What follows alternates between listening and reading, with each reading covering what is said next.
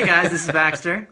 And this is Simon. First time we're doing this Facebook Live thing, so forgive us a little bit. Holy cow. Anyway, well, we wanted to take a quick minute because there's a couple things that have happened here in the soccer world since our show came out yesterday and will be coming out officially on Friday as well on Sports Radio America.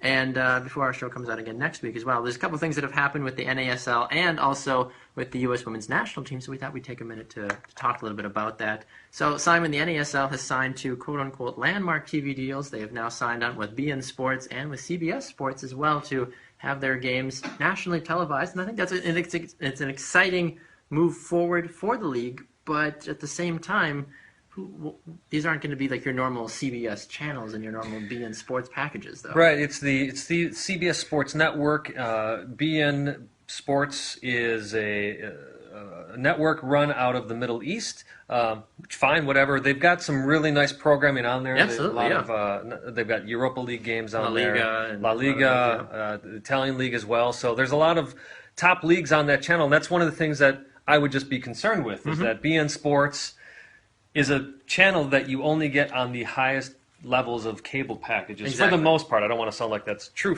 all totally for most, true fact. But for most, you have to pay for the top sports package to get beIN Sports. People are paying that to get that top level soccer. So my only concern is if people are buying that channel to listen to or watch La Liga games, watch the Italian League, are they really going to tune into Second Division American League soccer? Probably not, because even when it was streaming online, you could find it relatively easily, and people still didn't really follow. Well, that's one of the things actually some NASL fans have come out and said they're upset about is that now they're actually NASL announced there won't be any local TV contracts because of this move. So that's obviously part of the agreement. So you've got your local fans who perhaps can't go to every game upset about this because now they're not going to be able to find their game online or on their even local stations. Exactly, and I think that's going to continue to hurt the development of the league because you look at leagues like the NWSL and the USL. I know they're not major contracts. I mean, the NWSL has been on ESPN and FS1 a little bit too, but all their games are streamed live on YouTube as well, which is everybody has either a YouTube app or can just go to youtube.com on their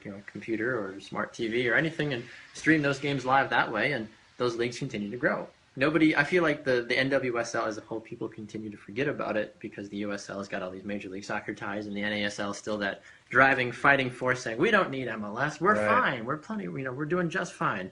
And I would really disagree with that, honestly. Well, it's true. I would imagine that these are packages they are paying for. I'd be surprised to find out if CBS Sports and beIN are actually paying rights fees to the NASL. Now, that said, MLS started out the same way. They had to pay. They had to pay to be on ESPN, on Fox Sports, but now they're in a place where them and U.S. Soccer together are getting $90 million a year from the stations. So perhaps this is the right move for the NASL. I don't want to totally knock it down. We'll see how it goes this first year, but I think there's not more negatives, but there's definitely some negatives to consider, along with the big positive of just being able to say we are on a national station. Exactly, yeah. And both articles that about the NASL are posted on our Facebook page as well, too, up front here on Facebook for those of you that are watching us. And if you are listening to us on this little pod special on Spreaker.com and iHeartRadio on iTunes, you can also find us on Twitter as well, too, Up Front Soccer. One of the other things we wanted to talk about really quick here on our little pod special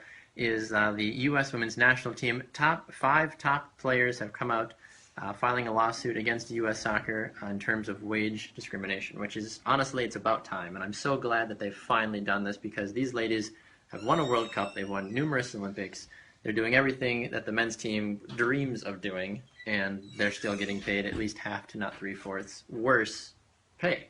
Well, it's interesting. U.S. Soccer's response to it was quite interesting. Mentioned nothing about the pay scale, other than U.S. Soccer saying, hey, we've been leaders in women's soccer, and we've always supported this game, and we'll continue to push it. And the women are saying, that's not what we're talking about. We're talking about fair and equal pay. And this, of course, comes all the way at the top, starting with FIFA. You know, that the winner of the Women's World Cup gets $2 million. The men's team, you get $16 million for making it to the quarterfinals. Now, look, I'm a realist. I understand that the Men's World Cup is going to draw a heck of a lot more money towards FIFA. I understand that even though the men aren't winning World Cups for the U.S., they're still drawing more fans to their games.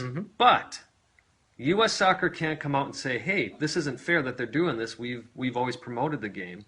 The reason that that's not fair is Who's winning the tournaments? Exactly, and that's the big thing that I struggle with, because if you take away the men's-women's side of it and you look at just from a purely successful side of it, the women's teams continue to dominate. They've got all the top endorsement deals. They've got all the top goal scorers. I mean, Abby Wambach is the all-time leading goal scorer across every soccer player, men, female, animal, anything. She has done everything. She's scored 183 goals. That number escapes me now, but she's outscored everybody. And people can say, well, the women's game is maybe not as prolific as the men's game is, or it's not as fast. Well, if you watch this last World Cup, the style of play was, in my opinion, 100 times better than at least some of the opening games for the men's World Cup, and even the final sometimes too. I mean, it's very monotonous, and I understand the teams that make it are different. The U.S. is a very run-and-gun kind of team, and that's why I think people love watching them. But you talk about having the world's best stars, no matter where you look, playing for the United States.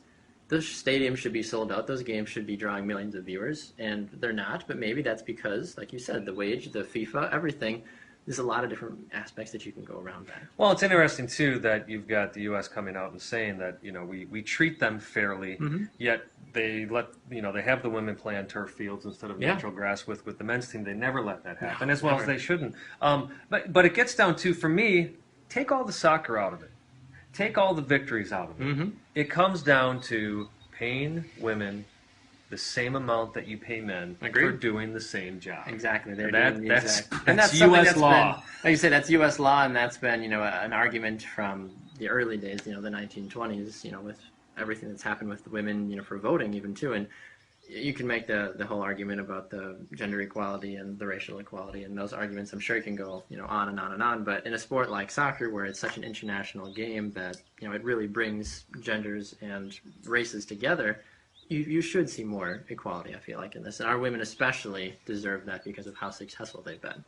And that's what we think. We'd love to hear what you guys think as well. You can post your comments here on the Facebook video and on Twitter as well, to Upfront Soccer, at Baxter Colburn, at Simon Provan, and on Spreaker as well. There's a little comment section that you can comment about our little pod special. Hopefully we'll do more of these as well going forward, so we appreciate you guys watching and listening. Yeah, make sure you check us out on Sports Radio America tomorrow, 1 to 4 p.m. Central. That's 2 to 5 p.m. Eastern. We've got a couple of great guests on the show. Speaking of women and our Women's Soccer Spotlight, we have Ellie Brush from the Australian Women's National Team, as well as, oh my goodness, the Houston Dash. Thank you, the Houston Dash. I just updated our webpage, too.